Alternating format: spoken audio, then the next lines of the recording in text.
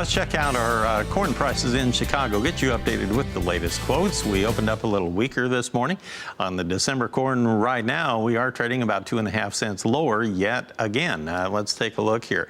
Last trade, 345.5. March down 2 at 358. On the soybean trade, we had a weaker tone there as well. We are adding to it now. November soybeans currently down 7 1/4. We're at 8.16 1/4 per bushel. January down 7 1/4 cents.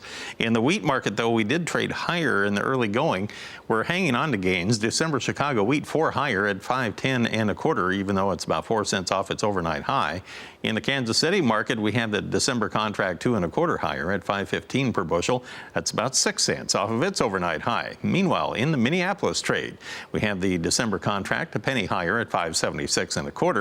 And on the cotton market, it had big losses on the open this morning. We're continuing that. December down 1.97 at 79.34 cents per pound. Let's check in with Ben Hushon of the Mill in Whitehall, Maryland, to find out what's going on there. And of course, all the talk last week was Hurricane Florence as it moved through the Carolinas and then made an abrupt right turn, headed up toward Ohio and Pennsylvania as it exited New England there. Did you get caught up in that or not? Good morning, Marlin. We have had the outer bands, I think is what the terminology is, but we actually were a little shocked. Saturday, Sunday, and Monday, we had partial sunshine, which has not been very normal. In fact, Sunday and Monday, we had some growers get out and start shelling some corn, but then as tradition has it here this spring and summer, Monday afternoon, the combine stopped as another inch to 2.5 came through the area, and we were told that absolutely was Florence, kind of the last gasp in our community.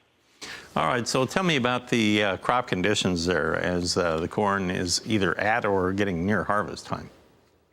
It is in Harford, York County. It is getting very close. The photos that ran over the weekend were in the low 20s. In fact, they were a little surprised. Green stalks and dry corn are relatively dry. And one of the things that we ran into, and for the viewers, I sent in some pictures, as you're trying to decide which corn you might want to get started on, if there's certain farms or varieties that maybe don't look quite as healthy, with all this endless rain, record rains we've had this spring and summer, there are some stalks that are looking pretty ugly. And one of them that we were reminded by our Mycogen agronomist, Travis Keene, is really scary, ugly, and we see it everywhere. It's a leaf or stalk lesion. It's not a true disease, and it's out of a real simple name, purple leaf sheath.